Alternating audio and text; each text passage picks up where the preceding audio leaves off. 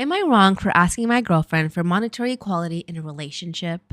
I'm going to say yes right off the bat because I don't believe in that. I said it. My girlfriend, 24 female, and I, 25 male, were having discussions about how our life are going to be in the event we decided to get married. We have been together for more than a year. I said that I prefer that both of us contribute to the marriage monetarily. It does not have to be 50-50, but I said what is important is that both of us should be expected to contribute to the marriage. I give an example, which is my parents, myself, and that they have their own monetary responsibilities that they split among themselves for the family, as both of them have their own job. However, my girlfriend argued that this is the responsibility of the husband, to provide solely for the family, even if the wife also has her own job. She said that the wife's money is for herself and it is up to her whether to contribute or not, and that the wife should not be expected to contribute. She explains about how every husband should have the provider's mentality. She explained her family does that and her father is the sole provider. However, her mother is a housewife with no job. She also mentioned that it should be common sense for the husband to be the sole provider with no expectation from the wife to be contributing monetarily. If the wife wanted to contribute monetarily, it is up to her. There should be no expectation from the wife.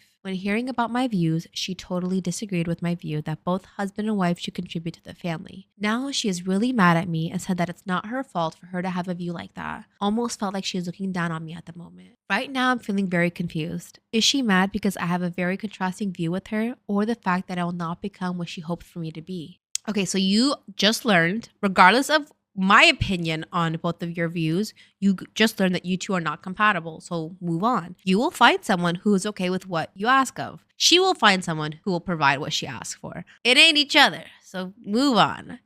So I will give a little bit of my opinion on 50-50 because it's such a valid topic in today's world. People like to say, oh, but the cost of living, it's different from when our parents and da da da da. I will say this though, not saying all men, there are good men out there. I will always say there are great men out there, but a lot of men now want their wife to contribute financially. But people have to understand, when you have that expectation of your wife, you lose other factors and qualities that you would want in your wife. If I'm working my ass off, don't expect me to get up and make breakfast. Don't expect the bed to be made every day. Don't expect laundry to be done every day. We're going to be going at it 50-50 across the board, right? So when I look at 50-50 in a relationship, his pull, I don't like the term 50-50. First of all, I hate that shit. I think partners should be putting 100% in the relationship, but his aspect is providing, protecting, securing the family, nurturing the family, right? This is my own view, was what I want. And the wife, no, he's not nurturing. That's the wife's job. The wife is going to be nurturing, being the homemaker, providing that emotional stability, that, the food, the cleaning, the cooking. That's, I'm saying,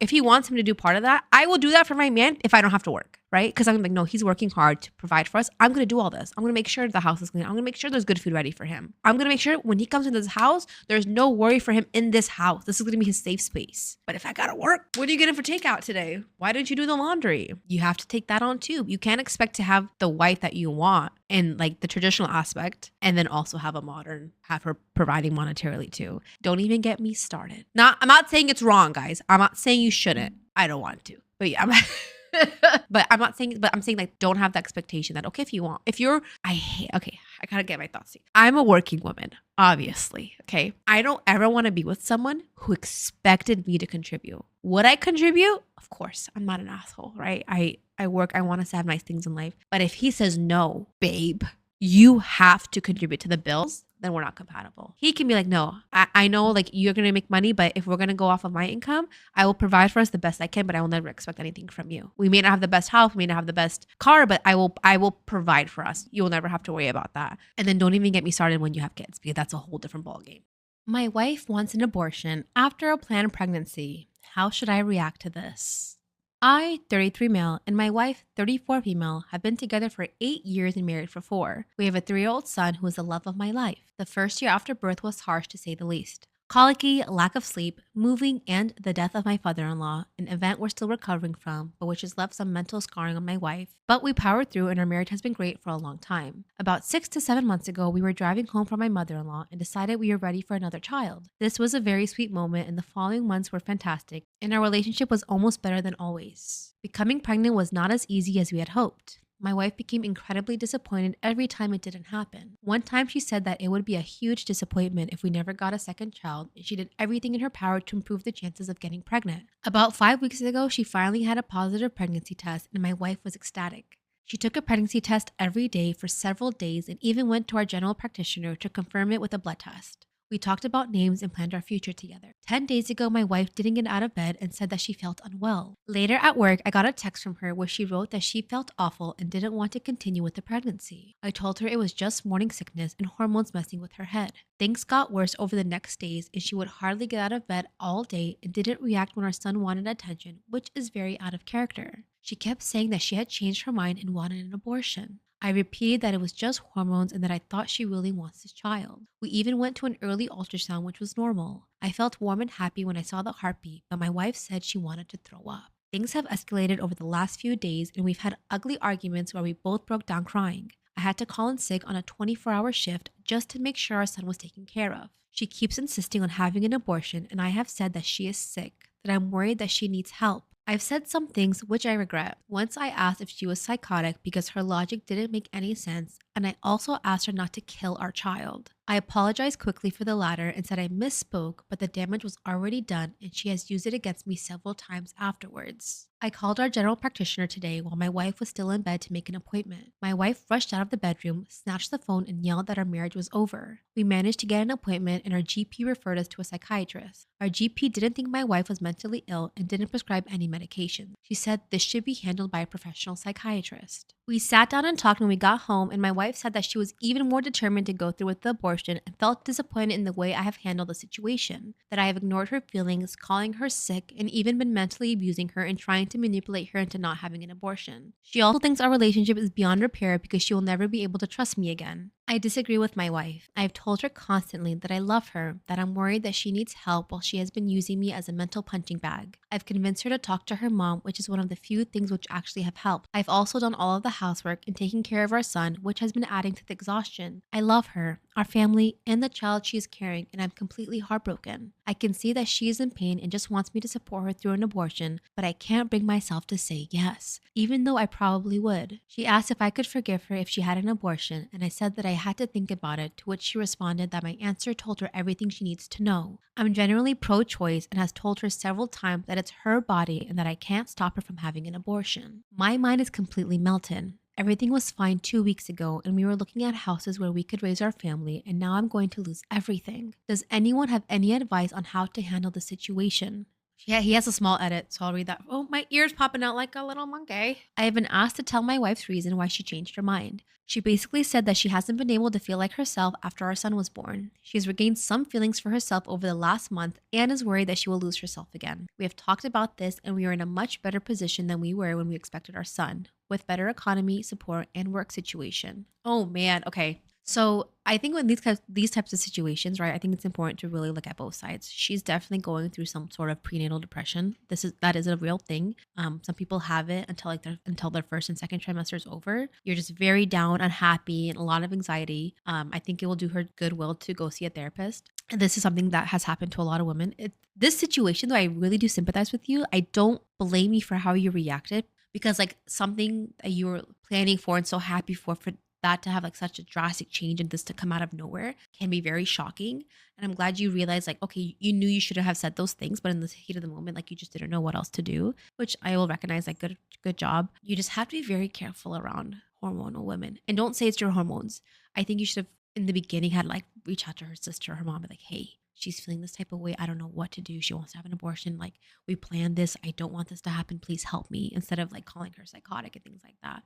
Everyone handles pregnancy differently, especially the second from the first. You don't know, she could be going through a lot of mental stuff since her dad passed away. But I'm gonna sympathize with him because, and her, of course. Like, don't even think I'm not taking her side at all. But for his perspective to be like, oh shit, like that's something really traumatic to hear. If you're planning this family, you want to have more kids with the love of your life, love of your family, and then your wife's like, actually, I don't want this baby. That's going to be really shocking to hear and hard to process.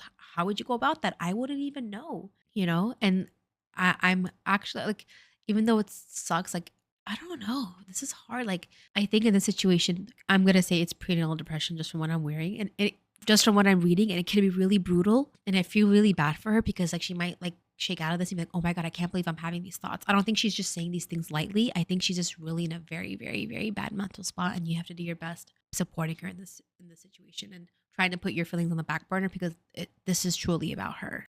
I, 45 female, found out about secret party that I wasn't invited to for close friends. 50 female, lied to by omission.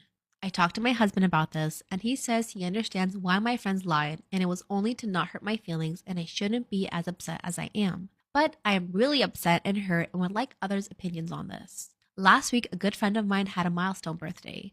I live a couple of hours away, but I'm in her city usually every other weekend to see family. After texting her the day of her birthday, she let me know that she didn't do anything special to celebrate. So I asked her what her plans were the following weekend. I would come into town and plan something great to celebrate with a few of our mutual friends. She said yes and to make the plans for Friday as that day works best for one of the mutual friends. I researched what is happening in her city that weekend and planned something fun. I texted our mutual friends, let them know what I planned, and asked if they were interested and if they wanted just us ladies to go out, or if we wanted to include our spouses as well, or if they had any ideas they wanted to do, and no one got back to me. I texted the birthday girl that I received no updates, but I still wanted to celebrate her and go out, and asked if she wanted to move the plans to Saturday since we didn't have to work around the friend's availability anymore. I felt awful that no one planned anything special for her, but she said let's stick to Friday. I'd have to leave work early and drive in traffic, but no problem since it worked best for the birthday girl. Yesterday, I found out that the birthday girl and mutual friends and spouses have a big dinner planned out for Saturday, and planning for that started even before I reached out, which explains why Friday works best. It's at an upscale restaurant and will be mostly compelled as one of the friend's spouses has a business relationship with the owner. I believe that the number of guests could have been a max of 8 because it's at a chef's table and cannot accommodate more than 8 people. There are 5 couples in our circle of friends, but I guess since me and my spouse don't live in their city, we were not invited originally. The only reason I found out is that one of the spouses are very sick in bed and definitely won't be well enough in 2 days to enjoy a big night out. So the spouse reached out to me and let us know that we could now come since there was space. I guess this is why I was told to plan a night out on Friday and why I was getting no responses from friends, because they were already going out on Saturday and not able to have 2 big night outs in a row. I am so upset. And it's not because I wasn't invited. I understand they have to work around restaurant seating and definitely would not expect them to go because we wouldn't be accommodated, especially since most of the bill would be compensated. I'm upset that they had so many opportunities to tell me that they had plans the next day and were not up for a night out the day before the dinner. They didn't tell me why they couldn't go out on Saturday, just that they were busy. This explains the ignoring of my invitation. I am quite sure that they would have kept the whole evening a secret had one of the couples not canceled.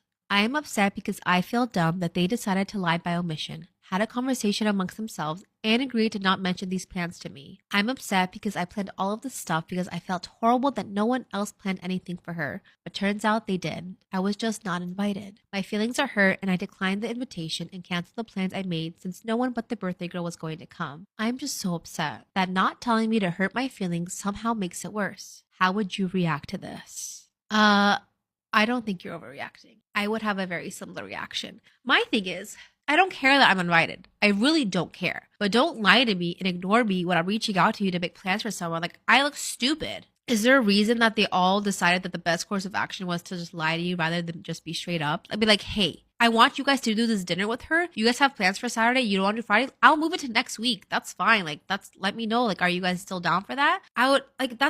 Be an adult about it. Have a conversation. Don't spare my feelings. We're not children. Communication's a really big thing for me. Don't lie to me. I hate that. Like, especially when I reach out to people and they don't respond, and I know they read it and they're like talking amongst each other, that's gonna piss me off. Like, and the birthday girl shouldn't have even recommended that Friday, knowing that they're gonna go out Saturday. I would have pushed it to another week just to be like, imagine with all your friend groups, I don't know how close you guys are, you're the only couple not going because there's no space, which is okay, but like, I sound dumb that you guys are all talking about it and I don't know about it. I don't like that tactic at all. I really do think that's a fake ass invite. Don't invite me. If I wasn't in your initial thought, I shouldn't be in your final thought either. My crazy toxic boyfriend made me get a lie detector test to prove that I wasn't lying about everything he thought I was lying about. He had substance abuse problems. One of the things he thought I was lying about was my identity. He also thought I was an sex worker and that I was probably an escort, because the only thing that pretty girls can do, of course, is rely on men's money, giving their bodies like that. But at the time, I thought that I needed to help him through his struggles. So whenever he would question me about things, I would obviously deny, but this made him even angrier because he loved fighting. And like most abusers, they're always looking for an excuse to get into a fight with you. So one day he says, would you take a lie detector test to prove that you are who you really are and that you're not lying about all the things I think you're lying about? I thought I needed to do it since we were in love. The lie detector test happens to be in this man's apartment. The moment this man sees me, all he starts saying is how beautiful I am. And he keeps saying things like, wow, you have such a great body. If you were my girlfriend, I would be jealous too. This man did everything in his power to make me nervous. Once we're finally done, the first thing my boyfriend says to me was, had you met that guy before? And I was like, no.